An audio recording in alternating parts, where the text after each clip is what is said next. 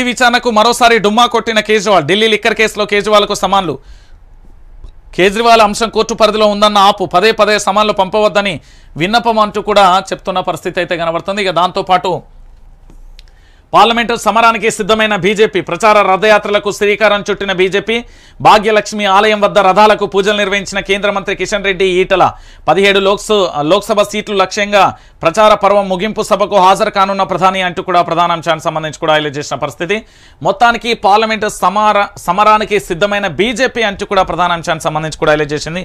ఇప్పటికే హైదరాబాద్లో పూర్తి స్థాయిలో భారతీయ జనతా పార్టీ రథాలైతే తిరుగుతున్నాయి. అది మీ అందరికీ తెలిసిన విషయమే. ఇప్పటికే పూర్తి స్థాయిలో అక్కడక్కడ కనబడుతున్న అంశాన్ని కూడా చూస్తున్నారు.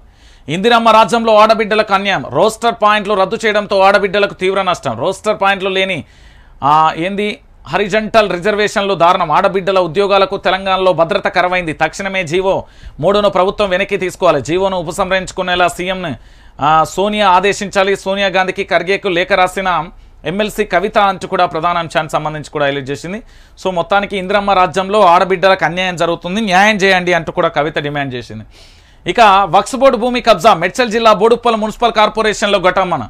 వక్స్ బోర్డు స్థలాన్ని కబ్జా చేసి లిక్కర్ మాల్ వైన్స్ ఏర్పాటు. గతంలో మున్సిపల్ టౌన్ ప్లానింగ్ సిబ్బందికి స్థానికుల ఫిర్యాదు. మామూళ్ల మత్తులో కళ్ళు మోగుతున్న టౌన్ ప్లానింగ్ సిబ్బంది విద్యా సంస్థలు మరియు జనావాసాల మధ్య వైన్స్ లిక్కర్ మాల్ ఎలా ఏర్పాటు చేస్తారని అధికారులను నిలదీసిన స్థానికులు. ఏఐఎస్ఎఫ్ విద్యార్థుల సంఘాలతో కలిసి స్థానికుల నిరసన ప్రదర్శన అంటూ కూడా మరో అంశానికి సంబంధించి కూడా హైలైట్ చేసింది. సో పూర్తి స్థాయిలో కూడా వక్స్ బోర్డు భూమికి కబ్జా చేస్తే అధికారులు మాత్రం మామూళ్ల మత్తులో కళ్ళు మూగుతున్నారట. దీని మీద నిజంగా తెలంగాణ రాష్ట్రానికి సంబంధించి ఒక వ్యవస్థ ఉంటుంది, మెగా వ్యవస్థ అనేది ఒకటి ఉంటుంది.